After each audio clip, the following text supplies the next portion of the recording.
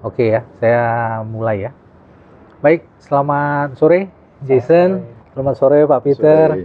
Terima kasih sekali atas waktunya sore hari ini.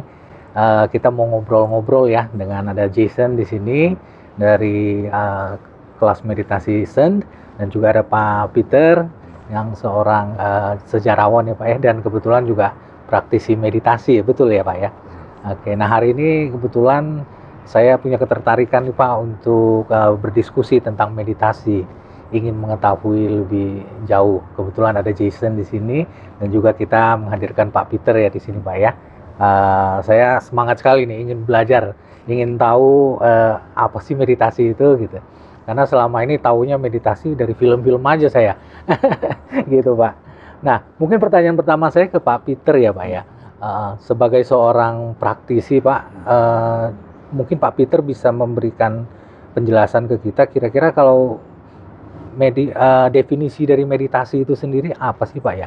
Kalau dari sudut pandang seorang praktisi.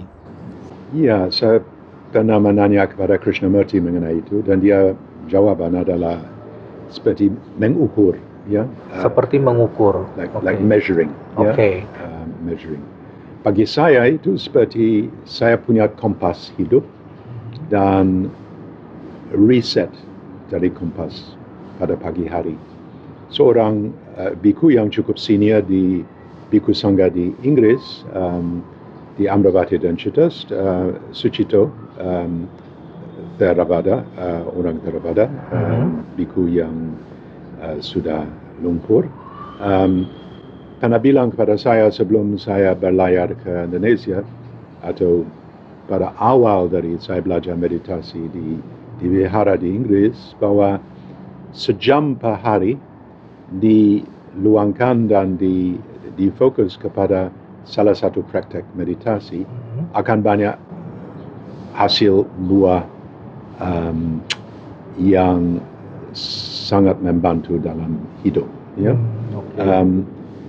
Dan juga bukan dari Venerable Sucito, tapi dari orang lain yang saya belajar salah satu sistem yang total lain, itu Kabbalah, sistem dari mistik Yahudi. Dia pernah bilang kepada saya dan mengumumkan, sumpamanya Anda tidak mau berubah, jangan mulai meditasi. So if you don't want to change, don't take up meditation. Ya? Sebab ini bukan sesuatu yang bisa diambil dan letakkan. Bukan seperti ya saya cukup senang merokok atau senang ada alkohol atau senang baca buku kadang-kadang atau apa, dan bisa meletakkan dan bisa diambil lagi. Kalau meditasi itu sesuatu yang sudah punya arus sendiri dan akan membawa kita kepada salah satu gagasan dan wawasan yang total berbeda, ya. Jadi jangan mengharap bahwa meditasi adalah sesuatu hobi, ya. Jadi butuh komitmen di situ ya. Ada komitmen dan harus siap untuk menghadapi dan menyesuaikan diri dengan salah satu pandangan yang radikal berbeda, ya. Tapi bagi saya meditasi adalah seperti saya ada di pantai, ada laut tapi sangat dangkal sekali, dan saya masuk laut dan saya mulai berjalan di air. Pada awalnya sampai lutut, pada akhirnya sampai paha, dan waktu air laut sampai paha, saya menelok kembali kepada pantai dan saya tidak bisa lihat pantai lagi, ya.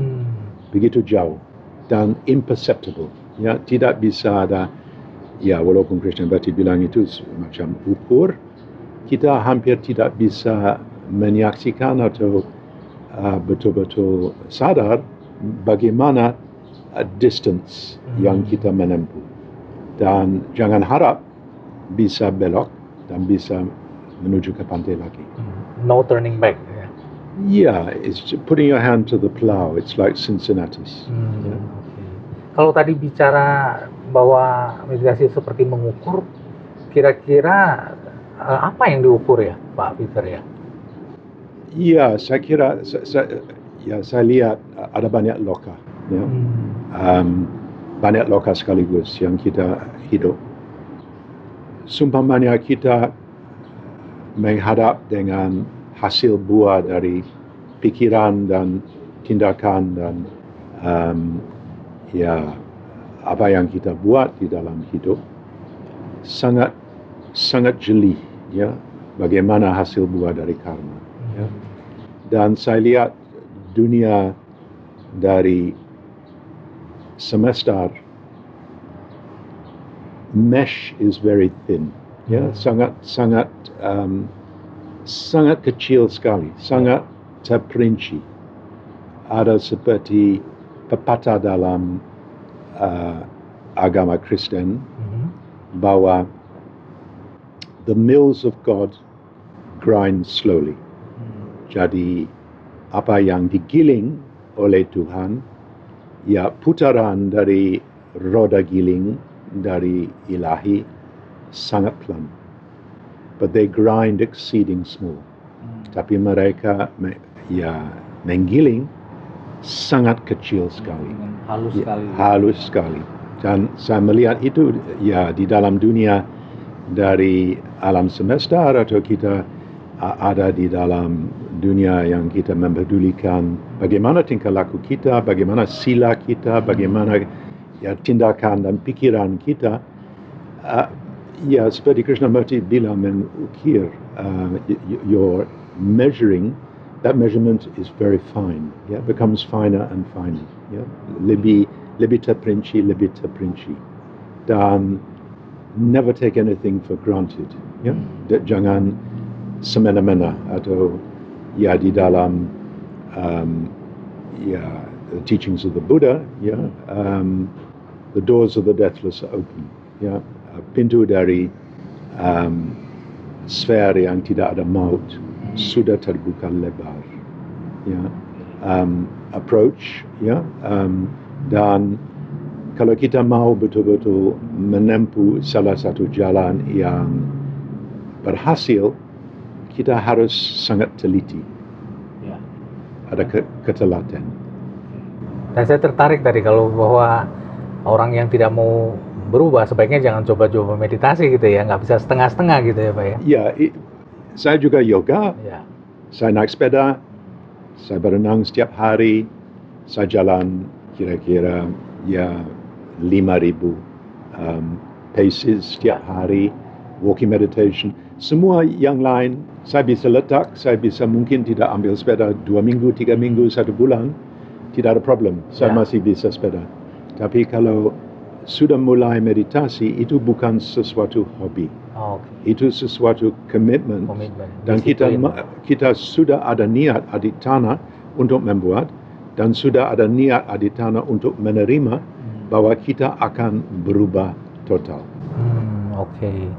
Baik. Nah, saya ada pertanyaan juga nih Pak Peter, karena saya punya sebagai awam ya, saya membayangkan bahwa meditasi itu harus selalu dilakukan dalam kondisi rileks gitu. Nah, sebenarnya ada bedanya nggak ya meditasi dengan sekedar ya kita bersantai, istirahat? Karena saya pernah dengar katanya sambil tiduran pun, posisi tidur atau duduk bersantai itu juga bisa meditasi katanya begitu. Benar. Ada bedanya nggak Pak ya? Tidak ada benar. Itu sudah ada diserap dan ada seperti kita ada pintal dan kita membuat satu weave, satu ya kita sedang merajut sesuatu, ya, semua termasuk. Dan guru pertama saya di Jogja adalah Pak Hardo, adalah salah satu dari yang 3 sosok yang mendirikan Sumara, dan dia bilang bahwa ya kita punya meditasi formal dengan pamong, tapi sebenarnya semua hidup adalah semacam meditasi. Saya jalan ke sini, saya jalan dari mobil, saya sudah dari satu melangkah letak kaki, waktu kaki menginjak tanah mungkin ada mantra Budo, ya, Budo, ya. Jadi waktu saya sedang jalan, saya ambil kesempatan untuk memakai perjalanan itu untuk recentering, untuk bisa memakai sesuatu untuk betul-betul ya salah satu meditasi yang tidak formal, tidak spesial, relax. Dan di dalam ya Sang Buddha punya cerita dan cerita dari mengenai dia punya asisten Ananda adalah keponakan, mereka dua-duanya bangsawan dari salah satu klan Sakya, ya. Ananda paling senior dan harus menjadi ketua dari the first council. Ya, the first council harus mengatur bagaimana kita akan menyusun the teachings of the Buddha. Ya, sebab that's what I heard. Evam Sudam. Ya. Tapi seorang ketua harus sudah menjadi arahant. Ananda belum arahant, ya. Dia dengan niat mau mengusaha menjadi arahant, tapi selalu gagal, tidak sampai-sampai. Dan pada akhirnya pada sore hari sebelum atau malam hari sebelum dia harus muncul ke depan di panggung sebagai ketua, dia seperti menyerah. Dia bilang, it's useless. Dan antara pikiran menyerah dan badan dan kepala menyentuh perturun, menyentuh tempat tidur, dia bisa menjadi enlightened. So between giving up dan mungkin di dalam pelepasan atau sesuatu yang tidak terlalu mengotot-otot, ya, seperti he relaxed. All the work had been done, semua ya yang kata perincian dari persiapan sudah dibuat. Dia bukan seorang yang tiba-tiba seperti ada meteor yang datang dari langit malam, dan antara sudah give up dan dia sampai ke tempat tidur, dia bisa menjadi enlightened. Ya. Saya punya guru di sini dan juga guru Jason yang bisa enlightened dengan suara dari gong ya, di Surabaya. Ya. Suara dari gong membuat dia sudah punya banyak parami mungkin dari hidup sebelumnya, dia sudah siap, tapi sesuatu yang kecil atau sesuatu yang nyata bisa membangkitkan satu realisasi. Seperti sebuah hot button gitu ya. Oke. Wah, menarik sekali Pak Peter. Ternyata luas dan meditasi itu memang menyentuh banyak sisi dari kehidupan kita sehari-hari ya. Nah, saya mungkin ke Jason ya. Jason, saya kan pemula nih, baru ya gitu, pengen belajar, pengen tahu. Nah, kalau untuk pemula seperti saya, ada nggak sih Jason jenis-jenis atau mungkin teknik meditasi yang perlu diketahui nih untuk pemula seperti saya? Karena tadi menyambung dari penjelasan Pak Peter kan ternyata banyak hal dalam kehidupan kita sehari-hari, aktivitas kita itu bisa direlasikan ke meditasi ya. Ada nggak teknik-teknik khususnya? Kalau untuk pemula ada dua hal yang saya lihat dari pengalaman saya ya, yang paling efektif. Pertama itu sesuai dengan yang tadi Pak Peter sudah angkat. Kalau dari Sang Buddha itu adalah pernafasan. Ya, itu sangat sesuai lah untuk banyak praktisi. Ya, mereka mengamati pernafasan. Mungkin termasuk Hengki juga kan ya. Iya, waktu itu sempat bicara dengan Bante Tirawaro kan tentang itu. Nah, itu memang kalau di Buddhism itu disebut anapanasati. Ya, jadi perhatian pada pernafasan. Karena pernafasan itu netral. Nah, arti netral inilah yang nanti ditemukan seorang praktisi suatu dia udah mulai berlatih. Suatu dia mulai memahami netral itu, nanti ada semangat yang luar biasa untuk meneruskan latihannya. Nah, ini mungkin tadi align dengan yang Pak Peter bilang, ini sesuatu yang sudah kita mulai dan kita ya tidak tertarik untuk kembali lagi. Nah, seperti itu. Nah, jadi itu satu. itu juga berhubungan dengan tadi menggunakan misalnya objek satu phrase atau misalnya tadi yang Pak Peter angkat mengenai Budo, ya, menggunakan satu sebutannya apa ya, mungkin bahasa umumnya mantra ya. Ya. Jadi kita mengucapkan Budo dalam setiap kegiatan. Itu bisa di mana aja. Makanya tadi kan Hengki sempat nanya, apa benar ya orang berbaring itu bahkan tiduran pun bisa meditasi? Ya tentu kan pas tiduran kan masih bernafas kan. Ya. Pasti. Dan masih bisa dong dalam batinnya, kalau mungkin nggak mau didengar orang lain, mengucapkan Budo masih bisa kan. Misalnya kalau sekarang pun saya minta Hengki praktekkan, coba Ki amati nafas, masih bisa.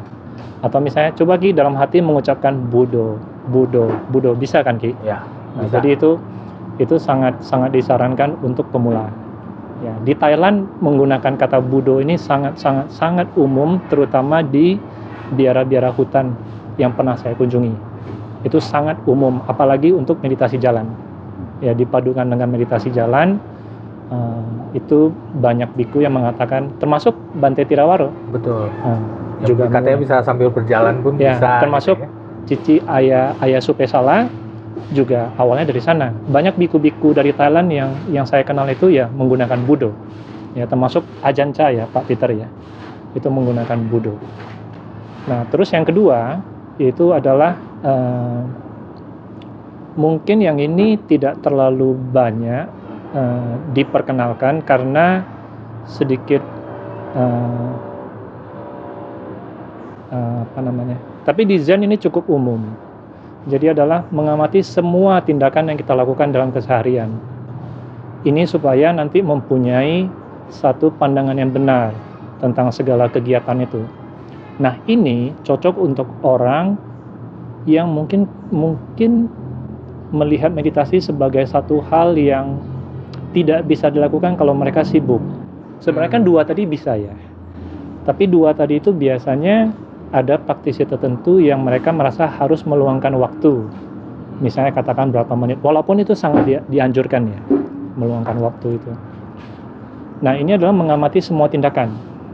Jadi kalau guru saya dulu Bante Surabumi itu menganjurkan, misalnya kita sewaktu ibu rumah tangga memasak dan mereka memotong wortel, maka potonglah wortel itu dengan segala ketulusan kamu. Nah, apa artinya ketulusan Sen? Temukanlah dalam latihanmu. Ya kan, ketulusan memang kita diajarkan dalam di sekolah, dari hubungan sosial kita diajarkan arti dari kata-kata ini. Tapi kalau saran saya, temukanlah arti kata-kata itu dari hasil latihanmu sendiri. Ya, atau misalnya dalam bahasa Pali itu ehipassiko, datang dan lihatlah. Ya, jadi orang menerangkan, oh ketulusan, oh kejujuran, oh kesabaran, oh welas asih, oh kasih sayang. Nah, temukan itu dalam latihan itu. Nah, jadi dan itu bukan sesuatu yang rumit ya. Yang penting ada yang tadi Pak Peter sudah angkat, ada konsistensi. Sewaktu kita memang mau memperhatikan nafas, ya kita amati nafas. Sewaktu kita mau menggunakan Budo, amati Budo. Dan sewaktu kita mau mengamati setiap tindakan keseharian, amati itu. Ya, jadi itu bisa menjawab apa yang bisa lakukan seorang pemula. Ya. Dan dalam prosesnya pemahaman itu sendiri, karena kita harapkan pada perubahan, bisa berkembang ya pemahaman itu sendiri. Semakin dalam begitu. Dengan seiring kita berlatih. Adalah sangat wajar kalau orang memulai sesuatu itu kan biasanya punya impian ya. Nanti akan begini, nanti akan begitu. Tapi kalau saran saya pribadi adalah jalanilah itu dengan kanti, dengan kesabaran. Lihatlah kebenaran dari itu bukan karena kata orang. Bukan karena kata orang, oh meditasi itu bagus. Oh meditasi itu bisa begini. Tapi lihatlah sendiri. Gitu, alami sendiri dan lihat sendiri. Tapi ingat ya, dengan kejujuran. Kejujuran itu tidak melabeli sesuatu ya, tidak membuat satu kesimpulan yang berlebihan tentang sesuatu yang kita pahami. Nah, dengan begitu nanti pemahaman itu akan bertumbuh lah. Jadi bisa berbeda-beda ya antara satu orang dengan orang lainnya saat kita tampak bicara. beda tapi itu aja Ki. Oh gitu ya. Ya asinnya kalau Ajanca dulu pernah bilang ya kurang lebih asin-asinnya sama lah, lautan di mana-mana itu ya mungkin sedikit orang bilang oh asin di sini beda tapi ya kurang lebih ya asin. Oke. Baik, terima kasih Jason. Nah Pak Peter, saya mau nanya juga ini tadi kan Pak Peter juga menyampaikan ada banyak manfaat ya daripada meditasi ini sendiri. Nah kira-kira kalau yang Pak Peter rasakan nih Pak secara pribadi, manfaat dari melakukan praktek meditasi ini apa ya? Ya, seperti kita menjadi air dan bisa mengisi satu bentuk manapun, di mana-mana bisa nyaman, bisa sesuai. Ya. Bahasa umumnya mungkin seperti bisa beradaptasi gitu ya? Ya, saya baru saja 4 hari di Ciamis, di rumah dan merayakan hari ulang tahun ke-96 dari ibu mertua saya. Okay. Dia sudah duduk, tidak bisa banyak bergerak, tapi senang sebab banyak orang yang dia bisa mengetahui dan ada kerabat datang mengunjungi. Ya. Dan saya masuk di sana dan entah tahu bagaimana saya sebenarnya cukup sibuk untuk selesaikan satu buku yang saya harus copy edit, dan saya ambil kesempatan untuk merangkap quality time dengan ibu mertua. Saya anggap bahwa rumah adalah vihara saya untuk 4 hari. Saya tidak semena-mena pergi, dan saya punya kesempatan untuk duduk dekat dengan salah satu air terjun di mana ada kolam dengan banyak ikan koi. Menyelesaikan saya punya pekerjaan selama 4 hari atau 3 hari itu, menikmati kedekatan dengan ibu mertua walaupun hampir semua orang di dalam keluarga pergi untuk urusan dalam hari, dan ambil kesempatan dari 3-4 hari sebagai satu retreat yang informal. Ya. Jadi bagi saya ya meditasi mengajar untuk bisa sesuaikan diri dengan situasi yang manapun. Situasi apapun gitu ya. Apapun yang mungkin tidak formal. It wasn't a vihara, it was a busy rumah tangga. Tidak ada patung dari Buddha manapun, tapi bagi saya itu 3-4 hari yang sangat menyenangkan, sangat refreshing. Dan saya pulang, saya hampir agak menyesal harus pulang. Rasanya waktunya masih belum puas gitu ya. Ini satu kesempatan untuk bisa menyesuaikan dan bisa memanfaatkan salah satu kesempatan yang jauh dari salah satu retreat yang formal, tapi bisa ada beberapa hikmah. Satu hikmah adalah saya dekat sekali dengan ibu mertua, dia hanya bisa komunikasi dengan lirik mata atau bisa senyum atau bisa ada sepotong kata-kata. Ya, tapi saya bisa menikmati kedekatan dan kehangatan, dan salah satu perayaan 96 tahun cukup satu pencapaian yang luar biasa. Sambil saya bisa juga menyelesaikan kerja yang cukup alot dan cukup rumit dengan suasana yang sangat menyenangkan, sebab dari pagi sampai hari ada suara dari air terjun dan ada suara dari ikan koi yang sedang makan atau sedang nyemplung ke atas atau sedang loncat ke atas untuk ambil nyamuk, atau sangat penuh dengan hidup penuh. Ada cukup asri, banyak burung di luar, ada burung yang dipelihara. Antara burung yang dipelihara dengan burung dari luar yang menjengok, ada semacam it's a conference of the birds, ya. Mereka sedang ada konversasi dari ada percakapan gitu. Percakapan dari burung, ngobrol, dan oleh sebab kita agak sunyi, kita bisa menikmati ngobrolan, ya. Salah satu suasana yang penuh warna-warni, penuh hidup.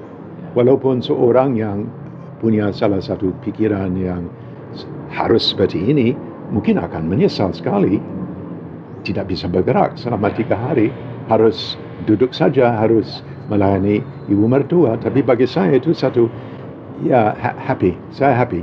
Ya umumnya mungkin orang akan stres ya, karena berpikir ada pekerjaan yang harus diselesaikan, kemudian harus menyisihkan waktu, tapi bisa kemudian dikombin menjadi satu. Ya, entah tahu bagaimana, tapi saya merasa bahwa salah satu praktek meditasi, walaupun jauh dari sempurna dan sering saya bangun pagi seperti tadi sangat lelah dari perjalanan yang jauh, yang susah difokus, tapi ini menyiapkan saya untuk seperti air bisa mengisi bentuk apapun, ya, dan sangat portable, ya, tidak harus ada kemenyan atau harus ada patung dari Buddha, harus ada lilin atau harus ada, sangat portable sekali. Dan seperti saya ingat Thich Nhat Hanh, seorang biku yang tersohor dari Vietnam, yang sedang memimpin satu retreat, dan Amerika sedang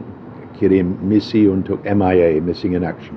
Jadi mereka punya banyak helikopter yang sedang menyoroti salah satu areal yang bekas medan perang, dan itu mengganggu bagi orang dan Thich Nhat Hanh bilang bahwa your gong is the rotors of the helicopters. Apa saja bisa ya. Ya. Nah, terima kasih Pak Peter.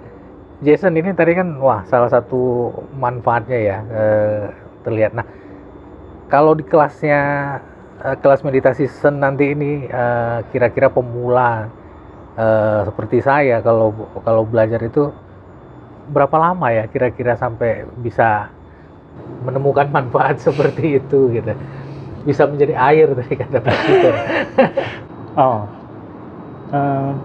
Ini sangat tergantung dalam bahasa Pali kuno itu ada namanya, atau kita juga sering dengar sehari-hari, karma ya, ada hubungannya dengan sana juga.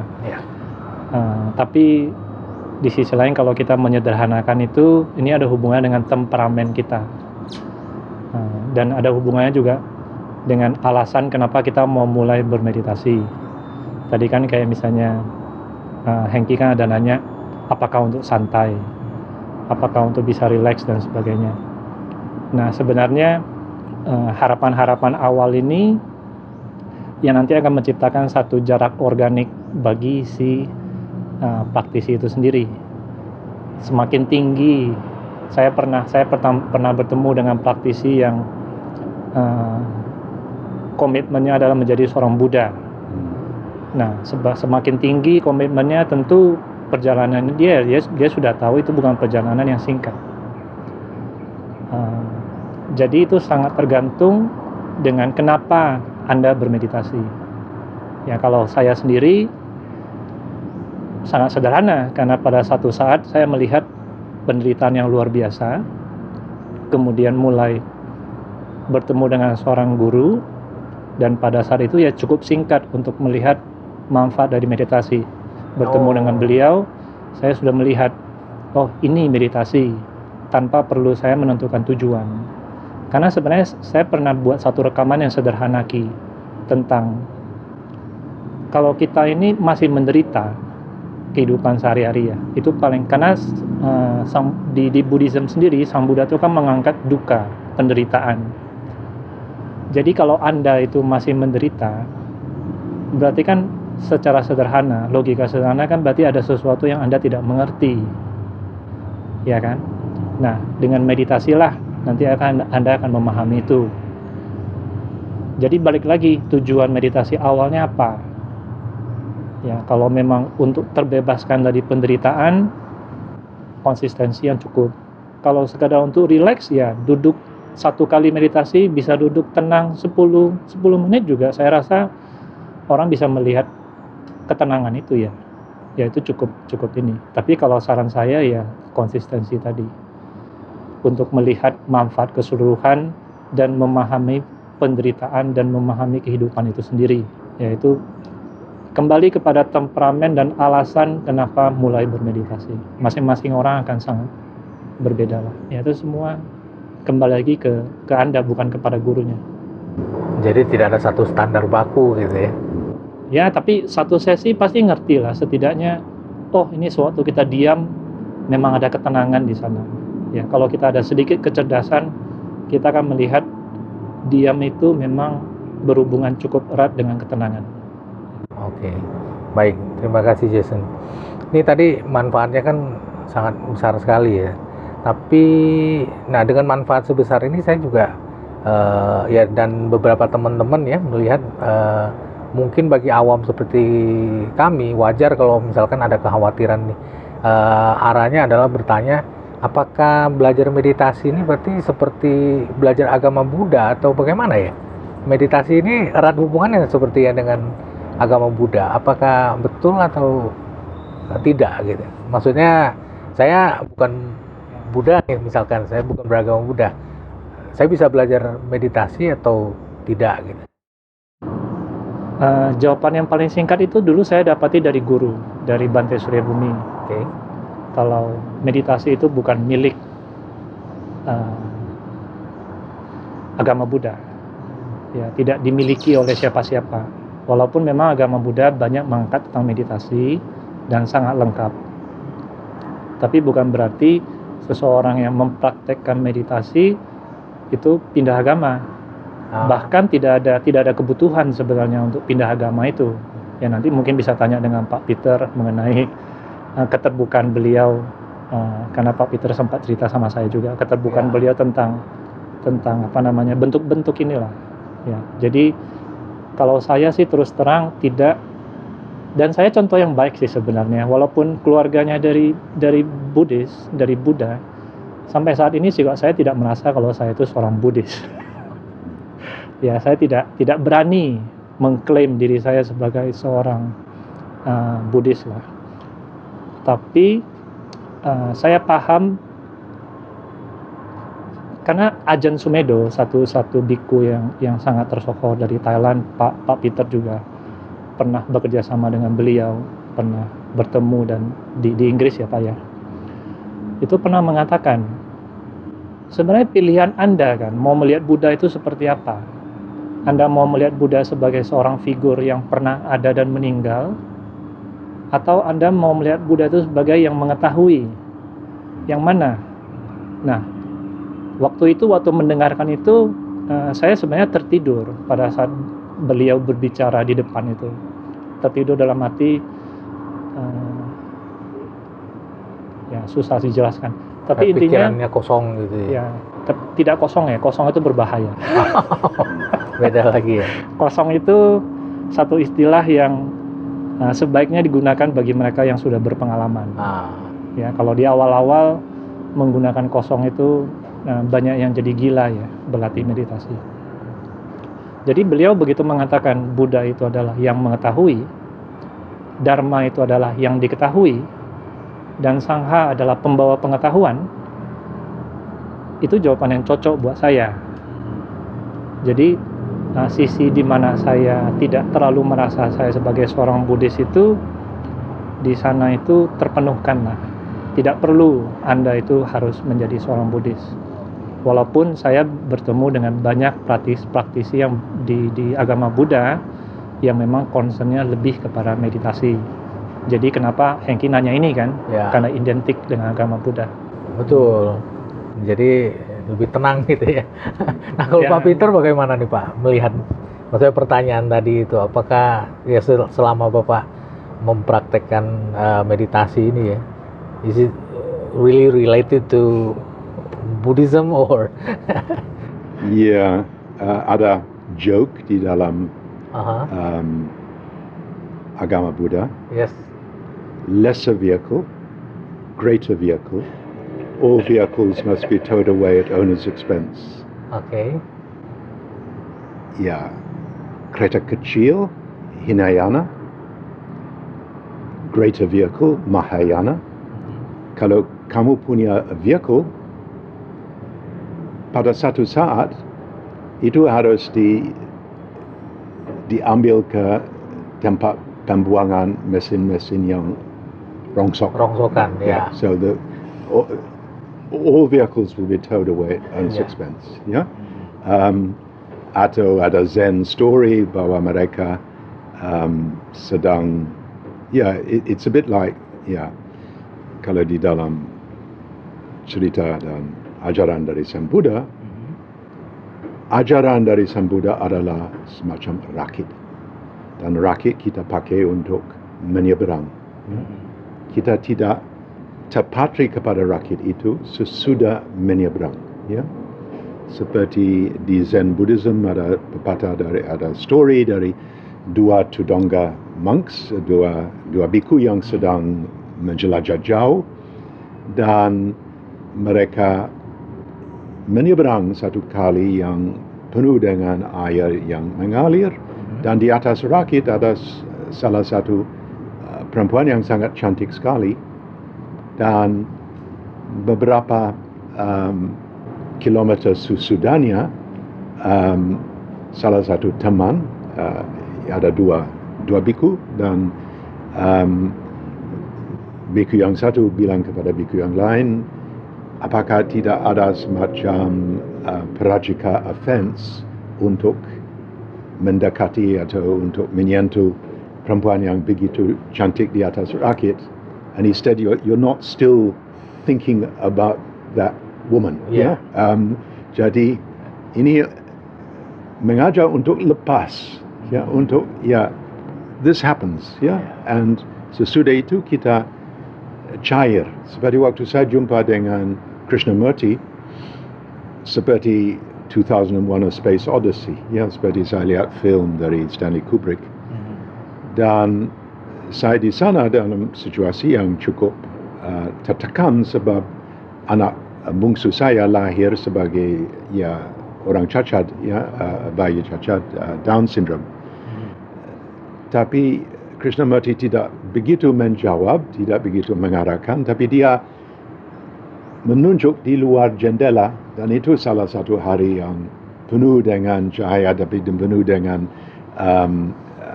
awan-awan yang cerah, yang cukup tinggi dan sangat putih, dan bilang kepada saya, can you be like that cloud dalam meditasi? Begitu bebas, begitu luas, begitu tidak ada effort. Jadi dia mengajar saya untuk meditasi adalah satu flow, sesuatu kita tidak akan seumpamanya kita ada niat aditana untuk mengumpulkan sakti atau kumpulkan pusaka atau kumpulkan salah satu ngelmu, itu lain hal. But for me, meditation is letting go. Melepaskan, melepas, letting go. Kita punya banyak, saya sudah 77 tahun, sudah seumur Esteller sekarang. Esteller 77. Dan sekarang saya bisa dengan sangat jelas mengerti dan bisa menyentuh pengalaman waktu saya di Myanmar atau pengalaman waktu saya masih kecil. Dan ada beberapa yang saya sangat menyesal, ada beberapa yang saya sangat senang sekali, dan ada sosok-sosok yang saya sangat rindukan. Bagi saya itu satu anugerah. I know that history is not past. It's not dead. It's not even past. Dan semua yang saya mengalami masih berkembang biak di dalam diri saya, dan siapa diri saya sekarang sebenarnya dibentuk oleh siapa yang saya bisa menyentuh di dalam hidup ini, seperti Bante Sur, atau saya punya teman baik sekali dari orang Yahudi dari Königsberg yang desainer. Saya punya teman di Jersey, Nadia Dinshaw, seorang Parsi yang sangat dermawan, dan pun di dalam hidup ini saya bisa masih menyeberang ke dunia sana dan bisa masih ada persentuhan, tidak ada kata, tapi persentuhan melalui lirik mata dengan orang-orang yang pernah adalah salah satu pengaruh yang besar terhadap hidup saya. Jadi bagi saya hidup ini adalah satu anugerah, ya, it's a kesempatan, dan tidak ada sini, tidak ada sana, ya. Seperti guru saya bilang bahwa wis podo-podo wai, ya. It's just the same. Ya, sama-sama If you're dead or you're alive, it's wis podo-podo wai, ya. Dan it's a bit like what Jesus said, let the dead bury the dead. Ya, sumpamanya sudah belajar meninggal sebelum meninggal, Anda tidak akan meninggal waktu saat badan fisik sudah hancur. Ya. So what we're about is to actually realize ourselves in this particular life. Ya, dan sangat majemuk sekali. Kita sedang duduk di dalam satu pondok kecil di Vihara Siddhartha, ya. Vihara Siddhartha, ya, di belakang Melati Mas, di areal dari BSD Serpong, di areal dari Banten, di areal dari Pulau Jawa, di areal dari Indonesia. Di saat ini di dunia, tapi setiap detik kita sedang duduk di sini, kita di atas ada bola bumi manusia yang bergerak 850 km per detik. Ya. So there's nothing ordinary about life. It's seperti Krishnamurti pernah bilang kepada saya, ini kita hidup satu kemajemukan, dan kita buat dari kemajemukan ini sesuatu yang sangat picik. We make of our lives such petty little affairs. Dan kalau kita belajar meditasi, kita tidak akan sudi membuat sesuatu kepicakan dari hidup kita. Lebih mudah bagi kita untuk menerima maupun melepas, ya. Dan flow, ya, dan sangat luar biasa, sangat, we're living miracles. It's a miracle to be alive, a miracle to join you this afternoon. It's a miracle to talk about the Dhamma, to talk about meditation. Saya jadi penasaran ini, Jason. Awal pertemuan dengan Pak Peter ini bagaimana ya? Bisa, kayaknya kalau boleh saya bilang, apakah berjodoh atau gimana?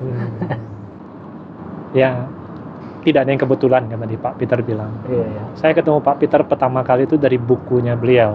Oke. Ya, jadi waktu saya itu satu-satunya buku sejarah yang sengaja saya beli pas ke Gramedia, Takdir, ya, judulnya Takdir. Dan sewaktu saya baca itu, saya sudah berlatih dengan Bante Surabumi, dan kemudian sewaktu saya baca, saya melihat ini yang ditulis, tokoh yang ditulis ini adalah, saya melihat ini tanda-tanda seorang praktisi, dan kemudian saya juga merasakan ini yang menulis juga seorang praktisi, karena hanya praktisi tulen yang mengenali praktisi sebenarnya. Ya. Jadi di sana saya berkenalan dengan Pak Peter secara tidak langsung. Nah, kemudian muncul satu keinginan, bukan keinginan ya, saya kurang tahu itu apa ya sebutannya. Mungkin kalau waktu itu waktu saya bicara sama Nana, waktu itu saya pakai kata kerinduan. Jadi ada satu kayak semacam kerinduan untuk bertemu dengan tiga tokoh dalam hidup ini. Yang pertama itu Pak Peter, yang kedua itu Romo Magnis. Yang ketiga itu adalah Pak Kurai Shihab. 3 orang ini entah kenapa dalam hidup saya itu selalu muncul. Jadi kalaupun saya lupakan, nanti namanya muncul lagi. Ya. Apakah dalam pembicaraan, apakah dari kadang saya nonton konten-konten di internet dan sebagainya, nama-nama ini bermunculan. Ini juga gara-gara saya dapat itu loh, Ki, saran dari waktu kita ketemu Nanda. Nanda kan minta saya untuk aktif di LinkedIn, ingat nggak? Betul. Karena bidang yang saya dalamin ini. Ya. Nah, kemudian saya aktif di LinkedIn. Saya ketemu Pak Peter di LinkedIn. Ternyata beliau ada Dan sewaktu saya message, itu cuma 15 menit beliau udah balas. Dengan lengkap, dengan nomor teleponnya, emailnya, dan sebagainya. Dan langsung saya kontak pada saat itu. Akhirnya kami ketemu. Dan ini kami lagi buat semacam yang tadi Pak Peter udah angkat sedikit tuh, mengenai personal history-nya Pak Peter sendiri. Makanya kita bicara tentang masa kecilnya Pak Peter di Myanmar dan lain-lain. Tapi nanti mungkin kita publish setelah video ini. Oke, iya, saya udah sempat lihat juga video. Ya. Itu ya, nonton, makanya tertarik nih dan senang jadi bisa bertemu langsung Pak Peter. Ya, jadi itu sejarahnya. Oke. Jodoh lah ya kalau boleh dibilang. Mungkin ya. Oke, nah kita balik lagi, saya tadi kan semakin tertarik nih ya Jason tadi, dan Jason memang dalam rangka akan memulai atau apa istilahnya memperluas lagi kelas meditasi ya, kelas meditasi Zen tadi. Nah kalau untuk pemula saya kira-kira bagaimana nih cara terbaik untuk mulai meditasi? Tadi saya minta free class nih. Oh nggak apa-apa. Ya. Tadi saran-saran yang tadi Pak Peter sudah sampaikan itu menggunakan kata Buddha, atau bagi orang yang saya pernah berada di satu komunitas meditator Katolik, mereka menggunakan kata Yesus. Ya nggak apa-apa, silahkan menggunakan kata Yesus, atau mungkin praktisi di agama lain bisa menggunakan satu figur yang mereka sangat hormati, karena rasa hormat itu sangat membantu dalam latihan. Karena tanpa rasa hormat sulit untuk seseorang memahami sesuatu. Ya, itu bagian dari kejujuran dan kesabaran tadilah. Nah, jadi bisa seperti itu, atau yang sangat umum dilakukan orang adalah nafas. Tapi kalau dari saya pribadi, yang sangat saya sarankan adalah memperhatikan segala sesuatu yang Anda lakukan setiap hari. Memperhatikan. Ya, jadi kalau misalnya Ki lagi ngetik, ya sentuhan di keyboard itu coba. Kan selama ini tidak pernah diperhatikan karena sibuk memperhatikan pikiran. Ya, coba sentuhan di keyboard itu mulai diperhatikan. Kemudian duduk di atas tempat duduk, tahu kayak sekarang kita lagi duduk di atas gazebo ya ini. Ya. Kita tahu tubuh kita menyentuh lantai gazebo. Terus angin yang berembus ini kita tahu angin ini menyentuh kulit kita. Seakan-akan ini sulit ya. Seakan-akan ini cuma bisa, kononnya ini cuma bisa dilakukan oleh praktisi yang sudah cukup maju. Tapi dari pengalaman saya, ini adalah salah satu cara yang sangat baik untuk pemula. Apalagi kalau Anda merasa hidup Anda itu sibuk. Ya, jadi ya perhatikan aja apa yang bisa diperhatikan. Nanti kalau misalnya perhatian teralihkan dari 3 hal tadi, apakah menggunakan kata Buddha atau Yesus dan sebagainya, apakah menggunakan nafas dan sebagainya, atau yang tadi saya sarankan juga memperhatikan segala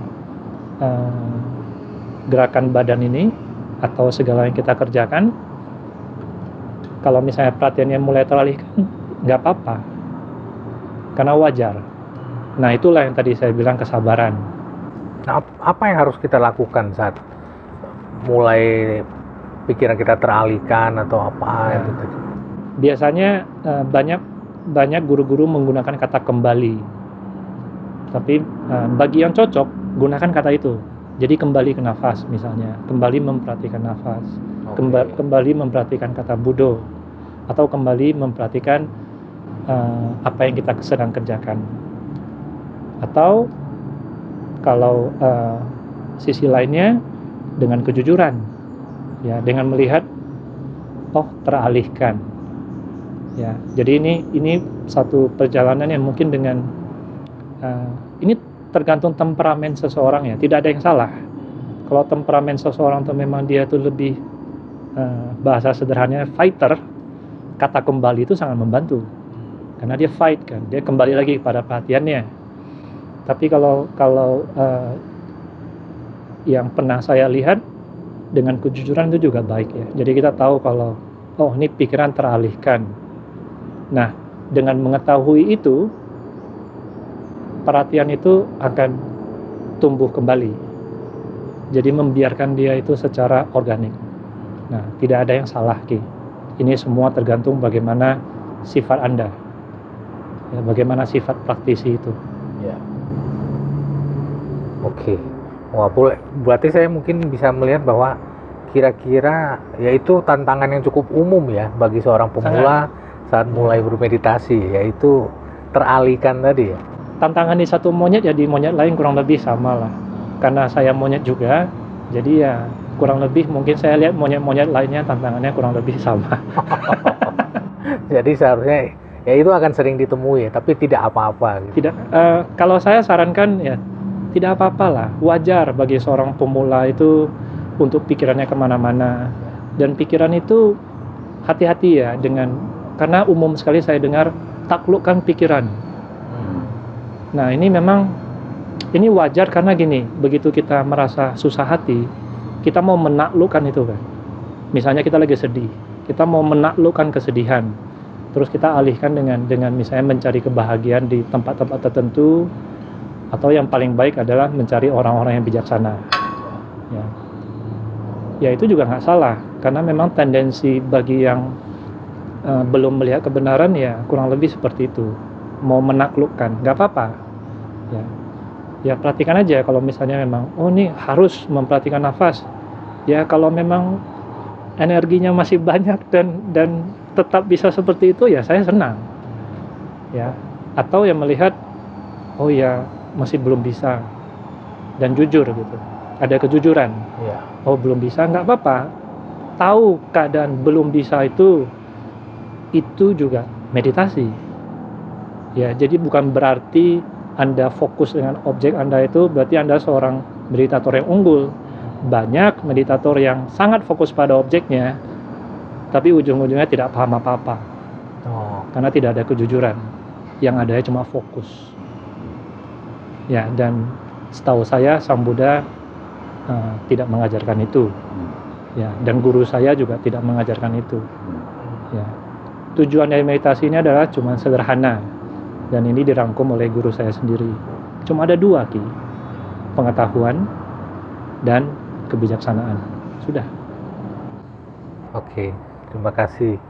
Dan tadi kalau saya bilang jodoh rasanya nggak salah ya, karena kok bisa kebetulan sekali ternyata Pak Peter juga kenal sama guru Jason, Bante Surabumi. Saya juga kaget tuh. Pas Bante udah meninggal saya baca tulisannya Pak Peter loh. Kenal dengan Bante Sur. Sangat pas-pasan ya, sebab sangat pas saya kenal beliau dalam 3 tahun yang terakhir dari hidup, dari salah satu one of the greats ya dalam hidup. Ada beberapa sosok yang sangat berperan di dalam membentuk gagasan dan wawasan saya. Beliau satu. Akan sangat lucu nanti ya Ki, kalau misalnya ada kesempatan saya ketemu dengan Romo Magnis dan Pak Kurai Shihab, dan tiba-tiba mereka bilang, oh iya saya ketemu dengan Bante Sur. Agak sangat lucu sekali. Nah rasanya bisa sangat memungkinkan ya. Sepertinya iya. Sepertinya karena kehidupan ini kayaknya ujung-ujungnya sederhana. Iya. Oke. Nah Pak Peter tadi kan juga sempat bicara ya tentang konsisten gitu ya. Nah ini pasti juga jadi salah satu tantangan menurut saya untuk orang, karena saya cukup kaget tadi di depan bahwa ya kalau tidak ada niat besar untuk berubah, sebaiknya jangan coba-coba meditasi gitu. Jangan coba meditasi tadi gitu kan, kalau tidak mau berubah gitu. Nah ini dari pengalaman Pak Peter selama ini ada nggak kiat-kiat untuk menjaga konsistensi dalam bermeditasi itu, Pak Peter? Iya, mungkin saya menerangkan sedikit mengenai kalau kamu tidak mau berubah, jangan mulai meditasi. Ya. Gimana, Pak? Dengan satu hal, hasil buah dari karma. Sumpamanya kita sama sekali awam, tidak tahu menau apa sebenarnya hasil buah dari pikiran dan tindakan kami. Mungkin hukum karma boleh dikatakan agak tidak akan terlalu cepat dan tidak akan mungkin terlalu hebat ya. Tapi kita akan terus menerus seperti lampu teplok di dalam salah satu situasi di mana semua gelas menjadi sangat penuh dengan um, asap dan charcoal, ya. Tidak akan banyak cahaya yang akan keluar dan tidak ada banyak cahaya yang akan masuk ke dalam.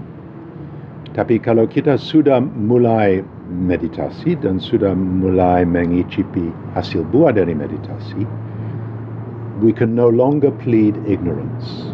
Tidak bisa lagi seperti kita awam lagi, atau kita polos, atau kita tidak tahu. Ya. Dan hasil buah dari karma juga demikian. Ya.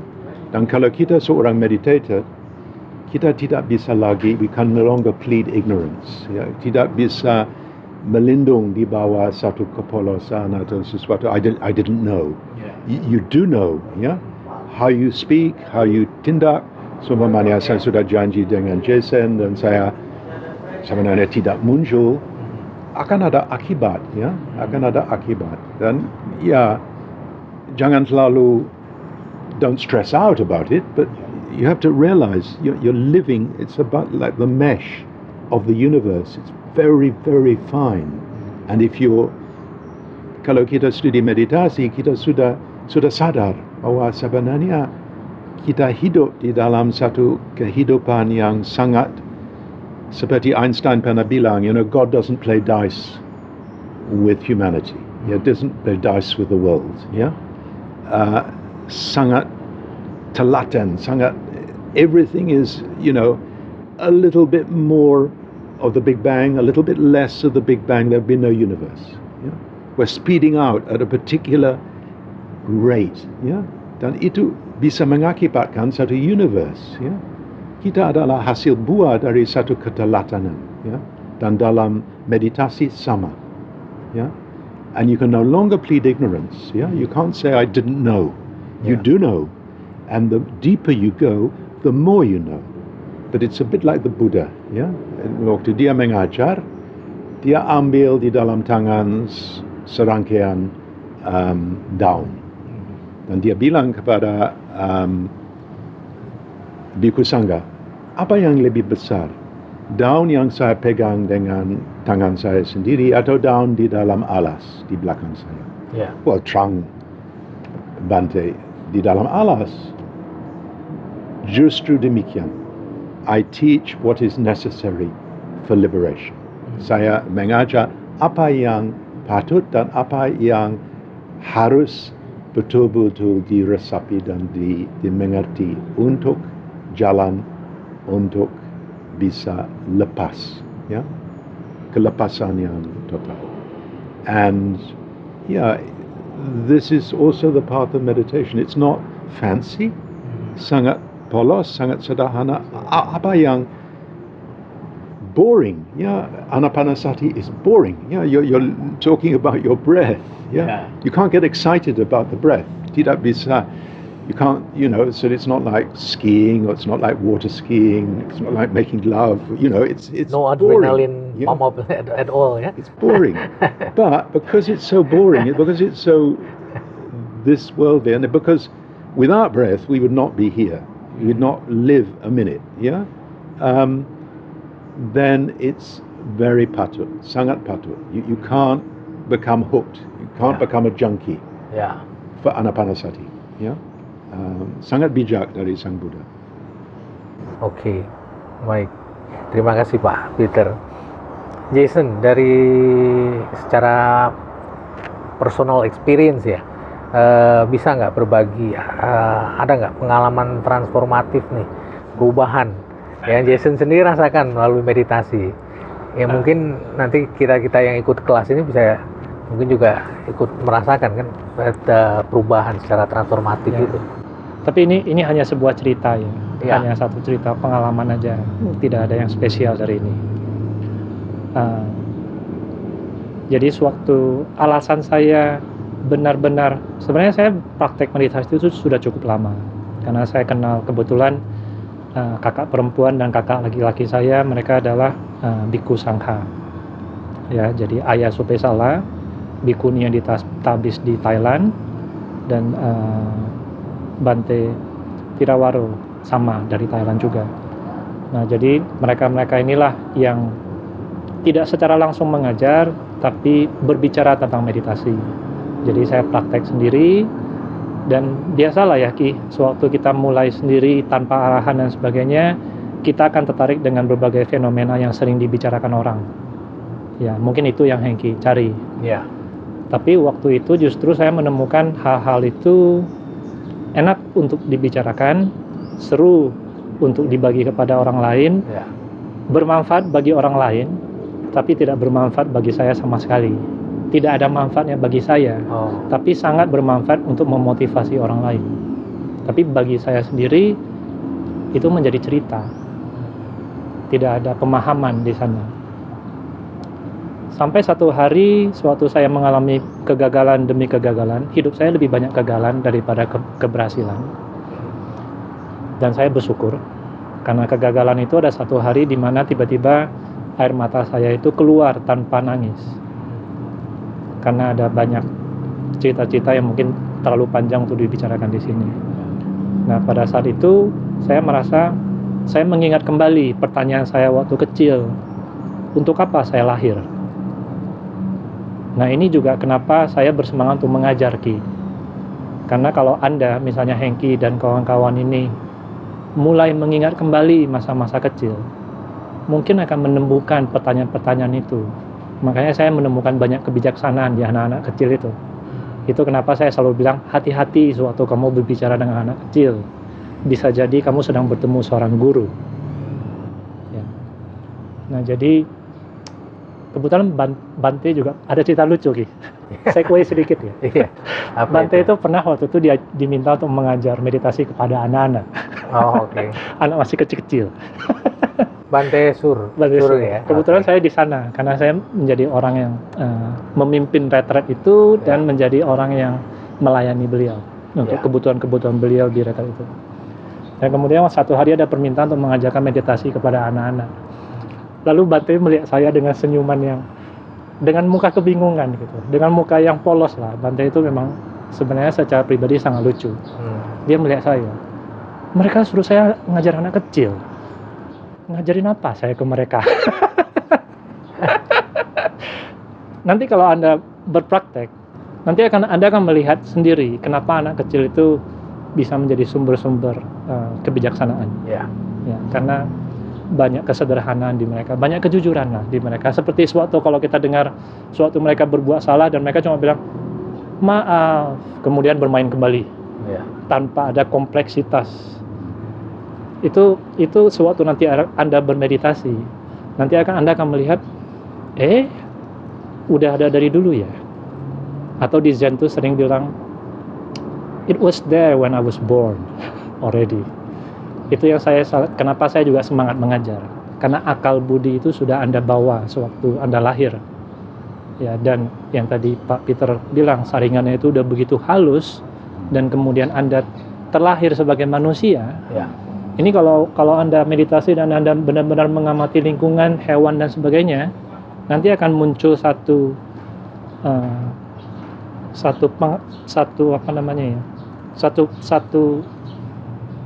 apresiasi kenapa Anda bisa lahir sebagai manusia. Itu akan tumbuh secara alami tanpa perlu saya jelaskan. Nah, jadi sewaktu semua kegagalan tadi kembali ke tadi ya, kegagalan tadi terjadi, kemudian saya mulai mencari guru dan kemudian bertemu dengan beliau dan diajarkan hal-hal yang sederhana. Ini kayak cerita di dongeng-dongeng ya. Dia waktu itu saya sedang makan nasi putih dengan sop dan sedikit ikan dan bayam. Itu ciri khas tempat retretnya Bante Surabumi di Giri Manggala di Trawas. Itu menu sehari-hari kurang lebih sama lah. Waktu itu saya makan dan lihat ke langit. Nah, itulah kenapa saya bilang mulai saja berlatih. Nanti Anda akan melihat sendiri hal-hal yang orang ceritakan ini loh, yang saya ceritakan barusan. Dan bagi Hengki kan nggak ada manfaatnya selain ini cerita kan. Kalau Anda dengan kejujuran mengatakan, ya Anda cuma sedang mendengar cerita. Betul. Anda tidak ikut merasakan apa yang tadi saya bagikan itu. Jadi tidak bisa. Tapi untuk menyemangati orang, hal-hal seperti ini menarik. Sampai saya memulai ya, baru Ya, baru dan bisa waktu itu ya saya memang merasakan. tipikalnya lebih keluar air mata ya. Jadi begitu melihat itu semuanya keluar air mata. Ada yang tertawa dan sebagainya. Ini tergantung temperamen masing-masing orang. Ada Saya yang jadi diam saja.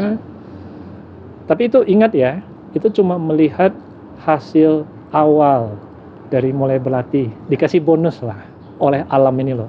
Ini loh ada manfaatnya. Nah ini biasanya tempat orang terpleset biasanya di sini. Termasuk Ajahn Sumedho tadi. Beliau juga terpleset di, oh saya sudah tercerahkan. Waktu itu kebetulan yang tadi saya ceritakan juga, oh saya sudah tercerahkan. Tapi pencerahan itu, ya itu memang momen-momen pencerahan. Tapi maksudnya dalam arti, itu akan Anda jalani sampai nanti Anda mati sebagai jasad ya.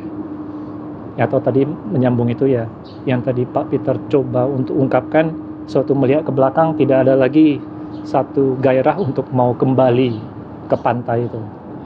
Nah, inilah kenapa kejujuran itu akan sangat membantu Anda dalam artian.